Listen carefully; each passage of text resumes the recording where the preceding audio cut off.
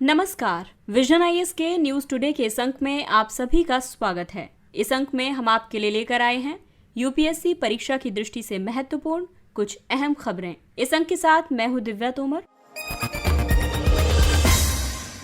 आइए सबसे पहले बात करते हैं इस अंक की हेडलाइंस के बारे में। इसरो भविष्य के अपने सभी उपग्रहों में L1 आवृत्ति का उपयोग करेगा। भारत के मुख्य न्यायाधीश ने कहा, संसद को लैंगिक अपराधों से बालकों का संरक्षण अधिनियम के तहत सहमति की आयु संबंधी मुद्दे की जांच करनी चाहिए।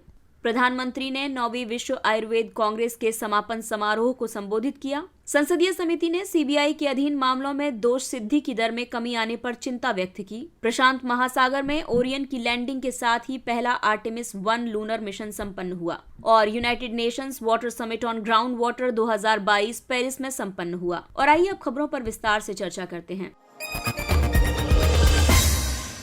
इसरो भविष्य के अपने सभी उपग्रहों में L1 आवृत्ति का उपयोग करेगा। इस कदम का उद्देश्य नेविगेशन विद इंडियन कॉन्स्टलेशन यानी नाविक प्रणाली के असैन्य उपयोग को बढ़ावा देना है। इसलिए अब आगे से उपग्रहों में असैन्य नेविगेशन उपयोग के लिए L1 बैंड होगा और इसकी शुरुआत NVS-01 से होगी। NVS-01 उपग्रह वर्तमान में अंतरिक्ष में इसरो के 7 नेविगेशन उपग्रहों में से एक की जगह लेगा। L1 आवृत्ति जीपीएस में सबसे ज्यादा इस्तेमाल की जाने वाली आवृत्ति है। ये धारणीय उपकरणों और व्यक्तिगत ट्रैकर्स में क्षेत्रीय नेविगेशन प्रणाली के उपयोग को बढ़ावा देगी। नाविक अपने सिग्नल इन स्पेस को 2 आवृत्ति बैंड्स में प्रसारित करता है। इसमें L5 आवृत्ति की 1164.45 से लेकर 1188.45 मेगाहर्ट्ज की बैंडविड्थ है। इसका असैन्य उपयोग के लिए सटीकता में सुधार करने के लिए उपयोग किया जाता है, जैसे कि विमान की सटीकता के लिए। वहीं L1 की बैंडविड्थ 1563.42 से 1587.42 मेगाहर्ट्ज है। इसका उपयोग जीपीएस उपग्रह अवस्थितियों को ट्रैक करने के लिए किया जाता है। इसकी बैंडविड्थ 2483.50 से 2500 मेगाहर्ट्ज तक है। इसका उपयोग निकट और सुदूर स्थलों के मौसम पर्यवेक्षण के लिए उपयोगी है। नाविक या भारतीय क्षेत्रीय नेविगेशन उपग्रह प्रणाली इसरो के 7 उपग्रहों का एक समूह है। इस प्रणाली से किसी भी स्थान को ट्रैक किया जा सकता है।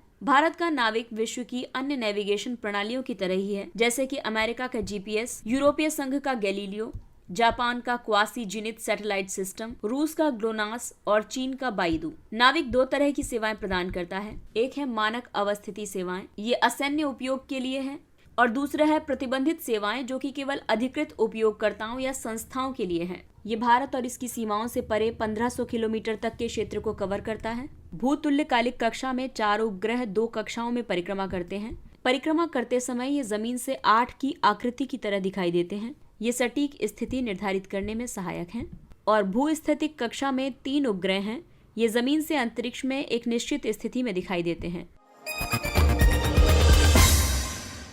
इस अंक की अगली खबर पेपर 2 के टॉपिक अति संवेदनशील वर्गों की रक्षा और बेहतरी के लिए गठित तंत्र, विधि, संस्थान और निकायों से संबंधित है। भारत के मुख्य न्यायाधीश ने कहा है कि संसद को लैंगिक अपराधों से बालकों का संरक्षण अधिनियम के तहत सहमति की आयु संबंधी मुद्दे की जांच करनी चाहिए। पोक्सो अधिनियम 2012 की वजह से किशोरों से जुड़े सहमति आधारित लैंगिक संबंधों के मामलों की सुनवाई करने वाले न्यायाधीशों के समक्ष कठिनाइयां पैदा हो रही हैं। इसी को देखते हुए भारत के मुख्य न्यायाधीश ने ये अपील की है। सीजेआई ने एनफोल्ड प्रोएक्टिव हेल्थ ट्रस्ट और यूनिसेफ इंडिया द्वारा किए गए अध्ययन का उल्लेख किया गया है। ये अध्ययन romantic cases under the POCSO act an analysis of judgement of special courts in Assam, Maharashtra and West Bengal नामक शीर्षक से प्रकाशित किया गया है। इस अध्ययन के मुताबिक पोक्सो अधिनियम के तहत हर 4 केस में से 1 केस रोमांटिक केस या फिर प्रेम संबंध से जुड़ा होता है। 93.8% मामलों में आरोपियों को निर्दोष पाया गया है। 46.6% मामलों में लड़की की उम्र 16 से 18 साल के बीच की थी।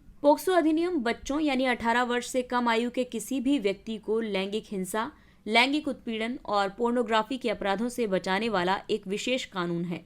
इसमें बच्चों के साथ लैंगिक अपराधों के मामले में कठोर सजा देने के लिए वर्ष 2019 में संशोधन किया गया था। इसमें मामलों के शीघ्र निपटान के लिए विशेष अदालतों के गठन का प्रावधान किया गया है। पोक्सो अधिनियम से जुड़ी चिंताओं की बात करें तो इसमें बड़ी संख्या में विचाराधीन या लंबित मामले हैं और दोष सिद्धि दर भी कम है। साथ ही अनन्य विशेष न्यायालयों की कमी है। सहमति से लैंगिक संबंध बनाने वाले किशोरों को दंडित करने के लिए इस अधिनियम का दुरुपयोग किया जा सकता है।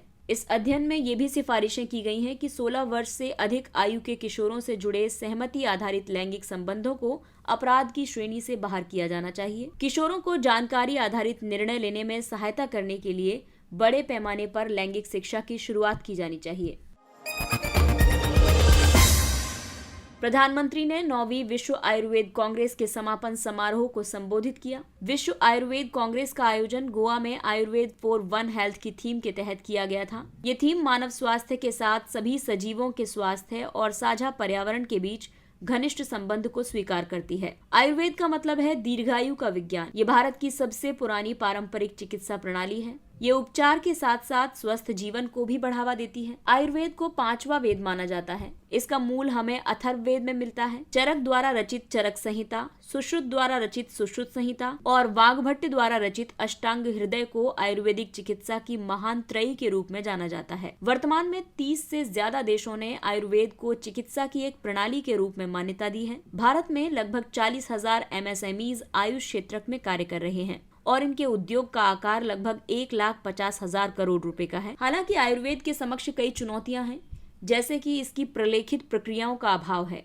यानी कि डॉक्यूमेंटेशन की कमी है, और साथ ही आयुर्वेद उत्पादों की प्रामाणिकता यानी ऑथेंटिसिटी पर भी संदेह बना रहता है। आयुर्वेद उत्पादों के प्रभावी होने और गुणवत्ता आश्वासन प्रोटोकॉल से जुड़ी चिंताएं भी मौजूद हैं। इसके अलावा स्वास्थ्य बीमा में आयुर्वेद की स्वीकार्यता की कमी है और इसीलिए आयुर्वेद को बढ़ावा देने के लिए कई पहलें आरंभ की गई हैं, जैसे कि आयुष मंत्रालय के गठन और बाद में इसके प्रयासों से आयुर्वेद के प्रति लोगों में उत्साह और विश्वास बढ़ा है। गुजरात में विश्व स्वास्थ्य संगठन global centre for traditional medicine और नई दिल्ली में अखिल भारतीय आयुर्वेद संस्थान की स्थापना की गई है। इसके अलावा साक्ष्य आधारित अनुसंधान डेटा के लिए आयुष अनुसंधान पोर्टल का विकास किया गया है। प्रधानमंत्री ने विश्व आयुर्वेद कांग्रेस में अखिल भारतीय आयुर्वेद संस्थान गोवा, राष्ट्रीय यूनानी चिकित्सा संस्थान गाजियाबाद और राष्ट्रीय होम्योपैथी संस्थान दिल्ली का उद्घाटन किया था। इन संस्थानों का उद्देश्य अनुसंधान और अंतर्राष्ट्रीय सहयोग को मजबूत करना तथा लोगों के लिए किफायती आयुष सेवाएं उपलब्ध कराना है।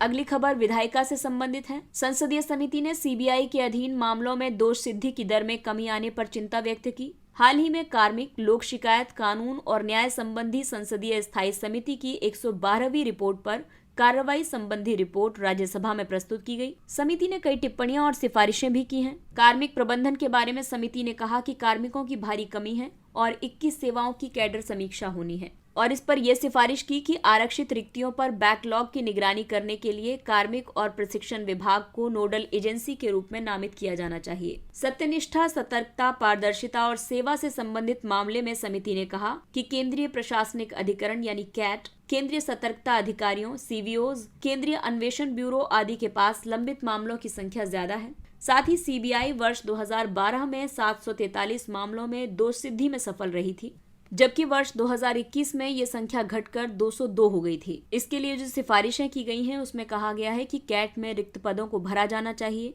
केंद्रीय सतर्कता अधिकारियों द्वारा शिकायतों पर कार्रवाई करने के लिए समय सीमा निर्धारित की जानी चाहिए और सीबीआई में दर्ज किए जा रहे मामलों के अनुरूप कार्मिकों का संख्या बल तय किया जाना चाहिए। साथ ही लंबित मामलों की प्रगति की निगरानी के लिए केस प्रबंधन प्रणाली स्थापित की जानी चाहिए। सामान्य सहमति के बारे में समिति ने यह कहा कि 9 राज्यों ने सीबीआई से अपनी सामान्य सहमति वापस ले ली है और इससे सीबीआई को मामलों की जांच करने में बाधा उत्पन्न हुई है। इस पर यह सिफारिश की गई है कि सामान्य सहमति यानी जनरल कंसेंट वापस लेने से पहले राज्यों को अन्य राज्यों में कार्यरत अलग अलग एजेंसियों और कई मामलों में विदेशी तत्वों के संलिप्त होने की जटिल प्रकृति पर भी विचार करना चाहिए। भर्ती के संबंध में स्थायी समिति का ये कहना है कि सीबीआई में उप निरीक्षक रैंक से ऊपर के अधिकारियों की सीधी भर्ती का कोई प्रावधान नहीं है और इस पर सिफारिश ये की है कि निरीक्षक या डीएसपी रैंक के अधिकारियों की सीधी भर्ती का प्रावधान होना चाहिए। प्रशांत महासागर में ओरियन की लैंडिंग के साथ ही पहला आर्टेमिस 1 लूनर मिशन संपन्न हुआ। चालक दल के बिना ओरियन कैप्सूल कैलिफोर्निया के बाजा तट के निकट समुद्र में उतरने में सफल रहा। इसके साथ ही 2.3 मिलियन किलोमीटर की उड़ान के बाद नासा के आर्टेमिस 1 लूनर मिशन का समापन हुआ। ओरियन की पृथ्वी पर वापसी नासा के अंतिम चंद्र मिशन अपोलो 17 के चंद्रमा पर उतरने की 50वीं वर्षगांठ के अवसर पर हुई। इस दौरान ओरियन ने स्किप एंट्री नामक एक नई लैंडिंग तकनीक को प्रदर्शित किया। इस तकनीक में अंतरिक्ष यान को लैंडिंग साइट पर सटीक रूप से उतरने और गुरुत्वाकर्षण बल के प्रभाव को कम करने में मदद करने के लिए डिजाइन किया गया है। इस तकनीक के तहत ओरियन ने पहले पृथ्वी के ऊपरी वायुमंडल में प्रवेश किया। इसके बाद ये वायुमंडल के लिफ्ट प्रभाव से फिर से ऊपरी वायुमंडल के बाहर चला गया। इसके बाद इसने कम आवेग के साथ वायुमंडल में पुनर्प्रवेश किया और पैराशूट्स की मदद से सफल लैंडिंग की। आर्टेमिस नासा के गहन अंतरिक्ष अन्वेषण प्रणालियों का पहला एकीकृत परीक्षण है। ओरियन अंतरिक्ष यान और स्पेस लॉन्च सिस्टम रॉकेट अन्वेषण प्रणालियां हैं। ये जटिल मिशनों की श्रृंखला में से पहला मिशन है। ये मिशन चंद्रमा और मंगल ग्रह पर मानव अन्वेषण संभव बनाएंगे। आर्टेमिस 1 ने यह दिखाया है कि पृथ्वी के वायुमंडल से होकर वापस लौटते समय ओरियन का ऊष्मारोधी कवच उच्च गति और उच्च ताप सहन कर सकता है। आर्टेमिस 2 को वर्ष 2024 में प्रक्षेपित करने की योजना है। ये एक मानव युक्त अभियान होगा। ये चंद्रमा की परिक्रमा तो करेगा लेकिन उसकी सतह पर नहीं उतरेगा। आर्टेमिस 3 वर्ष 2026 में प्रक्षेपित करने की योजना है और इसके तहत मानव युक्त अंतरिक्ष यान चंद्रमा के दक्षिणी ध्रुव पर उतरेगा। अन्य चंद्र अन्वेषण मिशनों की बात करें तो इसमें लूना 2 भी है। लूना 2 चंद्रमा पर उतरने वाला पहला अंतरिक्ष यान था। यह अंतरिक्ष यान पूर्व सोवियत संघ ने लॉन्च किया था। अपोलो 11 चंद्रमा पर उतरने वाला पहला मानव मिशन था। यह संयुक्त राज्य अमेरिका का मिशन था और चंद्रयान 1 को इसरो ने लॉन्च किया था। United Nations water summit on ground water 2022 Paris में संपन्न हुआ। इस शिखर सम्मेलन का आयोजन यूएन वाटर, यूनेस्को और अंतर्राष्ट्रीय भूजल संसाधन आकलन केंद्र ने किया था। इसका उद्देश्य अंतर्राष्ट्रीय समुदाय का भूजल पर ध्यान आकर्षित करना था। शिखर सम्मेलन में वर्ष 2022 में यूएन वाटर द्वारा चलाए जा रहे ground water making the invisible visible अभियान का समापन किया गया। शिखर सम्मेलन में जल के अधिक जिम्मेदारीपूर्ण और संधारणीय उपयोग और संरक्षण की दिशा में किए जाने वाले प्रयासों को परिभाषित करने के लिए दिशा निर्देशों के रूप में सतत विकास लक्ष्य 6 ग्लोबल एक्सीलरेशन फ्रेमवर्क का इस्तेमाल किया गया था। इसके अलावा भूजल की ओर विश्व का ध्यान आकर्षित करने के लिए संयुक्त राष्ट्र विश्व जल विकास रिपोर्ट 2022 का आधार रेखा के रूप में उपयोग किया गया था। वर्ष 2020 में SDG 6 GAF के 5 स्तंभ जारी किए गए थे। इनका नाम है डेटा और सूचना, क्षमता विकास, नवाचार, वित्त और गवर्नेंस। साथ ही भूजल को बढ़ावा देने के लिए रिपोर्ट में कई सुझाव दिए गए हैं। हम कितना भूजल कहां से और कब निकाल सकते हैं, इसकी पहचान करने के लिए भूजल संसाधनों के अन्वेषण, निगरानी और विश्लेषण में सुधार करना चाहिए। जलभृत पुनर्भरण क्षेत्रों को प्रदूषण से बचाना चाहिए। सभी लोगों तक भूजल की पहुंच सुनिश्चित करके SDG लक्ष्य को हासिल करने में मदद करनी चाहिए। आपको बता दें कि भूजल चट्टानों और मृदा परतों में भंडारित जल है। पृथ्वी पर तरल ताजे जल का 99% हिस्सा भूजल के रूप में उपलब्ध है। भारत विश्व में भूजल का सबसे ज्यादा उपयोग करने वाला देश है और भारत विश्व का 1/4 भूजल दोहन करता है। भूजल से जुड़ी और भी कई चिंताएं हैं, जैसे कि भौम जल स्तर में कमी आ रही है, खारे जल का विस्तार हो रहा है, जलभृत सूख रहे हैं। इसके अलावा जल जमाव और लवणता जैसी अन्य समस्याएं हैं। आपको बता दें कि यूएन वाटर जैसी पहल भी शुरू की गई है। ये मीठे पानी और स्वच्छता से संबंधित सभी मामलों के लिए संयुक्त राष्ट्र का एक अंतर एजेंसी समन्वय तंत्र है। IGRAC यूनेस्को का एक केंद्र है। ये विश्व मौसम विज्ञान संगठन के अधीन कार्य करता है। इसे नीदरलैंड से वित्तीय सहायता प्राप्त होती है। ये भूजल संसाधनों के क्षेत्रीय और सीमा पारीय स्तर के आकलन और निगरानी के लिए एक विशेष संगठन है। IGRAC के प्रमुख उत्पादों में से एक वैश्विक भूजल सूचना प्रणाली है। और आइए अब बात करते हैं अन्य महत्वपूर्ण सुर्खियों के बारे में। सुलभ चुनावों पर राष्ट्रीय सलाहकार समिति। भारत के निर्वाचन आयोग ने NACAE के तहत 2 उपसमितियों का गठन किया है। इन उपसमितियों का उद्देश्य आयोग की वेबसाइट्स तक पहुंच में सुधार के तरीकों का अध्ययन करना और दिव्यांग व्यक्तियों के निर्वाचकों के रूप में पंजीकरण को आसान बनाना है। NACAE राज्य और जिला स्तर पर चुनावी प्रक्रियाओं में PWDs की भागीदारी से संबंधित प्रक्रियाओं और मुद्दों की समीक्षा करती है। उपचुनाव आयुक्त इस समिति का अध्यक्ष होता है। इसकी बैठकें वर्ष में 2 बार या फिर अध्यक्ष के निर्णय के मुताबिक आयोजित की जाती हैं। इसका कार्यकाल 2 वर्ष का होता है या वैकल्पिक संरचना प्रस्तावित होने तक रहता है। दूसरा है असम आंदोलन। असम ने 10 दिसंबर को शहीद दिवस मनाया। इसके अंतर्गत असम आंदोलन के पहले शहीद खड़गेश्वर तालुकदार को श्रद्धांजलि अर्पित की गई। असम आंदोलन ऑल असम स्टूडेंट्स यूनियन और अखिल असम गढ़ संग्राम परिषद के नेतृत्व में शुरू किया गया था। ये आंदोलन राज्य में अवैध अप्रवासन की आशंकाओं तथा स्थानीय पहचान और विरासत के खतरे में पड़ने के भय के कारण शुरू हुआ था। यह आंदोलन भारत सरकार और आंदोलनों के नेताओं के बीच असम समझौता हो जाने के बाद समाप्त हो गया था। इस आंदोलन के उद्देश्य थे बाहरी लोगों का पता लगाना और उन्हें राज्य से बाहर करना, असम का सर्वांगीण और आर्थिक विकास करना और राज्यों के लोगों को संवैधानिक, विधायी और प्रशासनिक सुरक्षा प्रदान करना।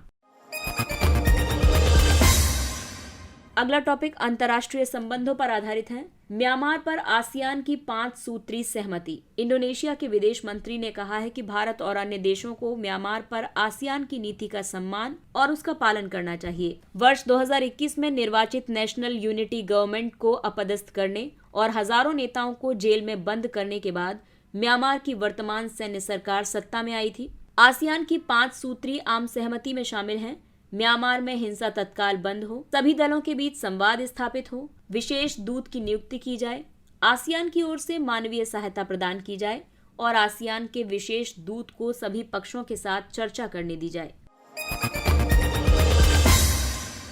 समन्वित गश्त यानी कॉर्पेट, ये भारतीय नौसेना और इंडोनेशियाई नौसेना के बीच एक द्विपक्षीय अभ्यास है। अगला टॉपिक है G20 finance track. G20 finance track की पहली बैठक बेंगलुरु में आयोजित की जाएगी। इस बैठक की मेजबानी वित्त मंत्रालय और भारतीय रिजर्व बैंक संयुक्त रूप से करेंगे। फाइनेंस ट्रैक का नेतृत्व G20 देशों के वित्त मंत्री और केंद्रीय बैंक के गवर्नर करते हैं। ये वैश्विक आर्थिक संवाद और नीतिगत समन्वय के लिए एक प्रभावी मंच प्रदान करता है। इसके तहत वैश्विक ऋण सुभेद्यताओं का प्रबंधन, बेहतर वित्तीय समावेशन, जलवायु कार्रवाई और सतत विकास लक्ष्यों के लिए वित्त पोषण आदि पर ध्यान केंद्रित किया जाएगा। G20 के अंतर्गत एक अन्य ट्रैक शेरपा ट्रैक है। ये वार्ताओं और चर्चा के एजेंडे पर ध्यान देने के साथ साथ G20 के मूल कार्यों का समन्वय भी करता है। और आइए अब बात करते हैं कच्चे तेल की कीमतों के बारे में। इस वर्ष रूस यूक्रेन युद्ध की वजह से कच्चे तेल का मूल्य पहली बार लगभग $76 प्रति बैरल के साथ अपने सबसे निचले स्तर पर पहुंच गया है। आपको बता दें कि इस वर्ष मार्च महीने में इसका मूल्य $129 प्रति बैरल था। कच्चे तेल में आई इस गिरावट का कारण है विकसित देशों में मंदी की आशंका के साथ वैश्विक आर्थिक स्लोडाउन के कारण मांग में गिरावट आई है। इसके अलावा कोविड-19 प्रतिबंधों की वजह से चीन को लेकर अनिश्चितता बनी हुई है और रूसी तेल पर पश्चिमी देशों द्वारा $60 प्रति बैरल का प्राइस कैप लगाने के बाद रूस से तेल आपूर्ति की अनिश्चितता समाप्त हो गई है। और आइए अब जानते हैं कि कच्चे तेल की कीमतों में आई इस गिरावट से भारत पर क्या क्या प्रभाव पड़ेंगे। इससे कम आयात बिल की वजह से भारत के व्यापार घाटे में कमी आएगी, ऊर्जा की कम कीमत के कारण मुद्रास्फीति में कमी आएगी और डॉलर की घटती मांग की वजह से रुपया मजबूत होगा। अगला टॉपिक है मरीन कमांडो फोर्स। भारतीय नौसेना ने अपने विशिष्ट बलों में महिलाओं को शामिल करने का ऐतिहासिक कदम उठाया है। अब महिला सैनिक भी समुद्री कमांडो बनने का विकल्प चुन सकती हैं। इसके लिए उन्हें भारतीय नौसेना द्वारा निर्धारित पात्रता मानदंडों को पूरा करना होगा। ये विकल्प वर्ष 2023 में अग्निवीरों के रूप में सेवा में शामिल होने वाले नौसैनिकों और महिला अधिकारियों दोनों के लिए उपलब्ध होगा। आपको बता दें कि मार्कोस यानी मरीन कमांडो फोर्स का गठन वर्ष 1987 में किया गया था। ये बल समुद्र, वायु और भूमि तीनों पर कार्य करने की क्षमता से युक्त है। मार्कोस की अब तक की काफी उपलब्धियां रही हैं। मार्कोस ने ऑपरेशन पवन 1987, ऑपरेशन कैक्टस 1988, ऑपरेशन रक्षक 1995, ऑपरेशन ब्लैक टॉर्नेडो 2008 को बेहतर तरीके से संचालित किया। इसके अलावा ऑपरेशन रक्षक अभी भी परिचालन में है। रेन बैबलर पक्षी प्रेमियों ने अरुणाचल प्रदेश में एक नए सॉन्ग बर्ड की खोज की है। इसका नाम उन्होंने राज्य के लिसु समुदाय के नाम पर लिसु रेन बैबलर रखा है। इस पक्षी का पेट सफेद रंग का होता है। इसका स्वर नागा रेन बैबलर के समान है। रेन बैबलर छोटे एशियाई पक्षियों की लगभग 20 प्रजातियां बैबलर परिवार से संबंधित हैं। प्रमुख उदाहरणों में धूसर रंग के उदर वाला रेन बैबलर, लंबी पूंछ वाला रेन बैबलर आदि शामिल हैं। ये पक्षी 10 से 15 सेंटीमीटर लंबा और छोटी पूंछ वाला होता है। इसकी चोंच छोटी और सीधी होती है। ये मुख्यतः दक्षिण एशिया में पाया जाता है।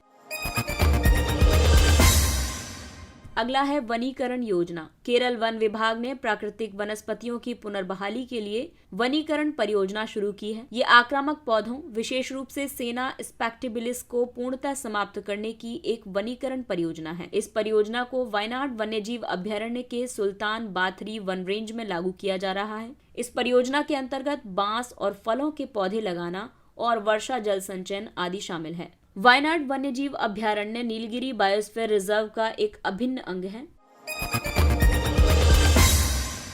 अगला टॉपिक है end to end encryption. Apple company ने घोषणा की है कि अब वो पूर्ण एंड टू एंड एन्क्रिप्शन प्रदान करेगी। एप्पल ने ये कदम निजता बनाए रखने के प्रयास के हिस्से के रूप में उठाया है। एंड टू एंड एन्क्रिप्शन संचार की एक सुरक्षित तकनीक है। ये तीसरे पक्ष के उपयोगकर्ताओं को स्थानांतरित डेटा तक पहुंचने से प्रतिबंधित करती है। इसके तहत एल्गोरिदम का उपयोग किया जाता है जो कि मानक टेक्स्ट को एक अपठनीय प्रारूप में बदल देता है। इसका लाभ ये है कि इसका इस्तेमाल पासवर्ड सुरक्षित करने और संग्रहित डेटा और क्लाउड स्टोरेज पर डेटा की सुरक्षा के लिए किया जाता है। लेकिन इसकी हानियां ये हैं कि इससे प्रौद्योगिकी का दुरुपयोग होता है, कानून और व्यवस्था की अनदेखी होती है। आतंकवादी और अन्य गंभीर अपराधी ऐसी तकनीक का लाभ उठा सकते हैं। इसके साथ ही ये अंक समाप्त होता है। अगले अंक में फिर मुलाकात होगी कुछ अन्य महत्वपूर्ण खबरों के साथ। तब तक अपने लक्ष्य के लिए तत्पर रहिए और अगर आपको हमारा कंटेंट अच्छा लगता है तो इसे लाइक, सब्सक्राइब और शेयर जरूर करें। और अब हमें यानी विजन IAS की पूरी टीम को दीजिए इजाजत। नमस्कार।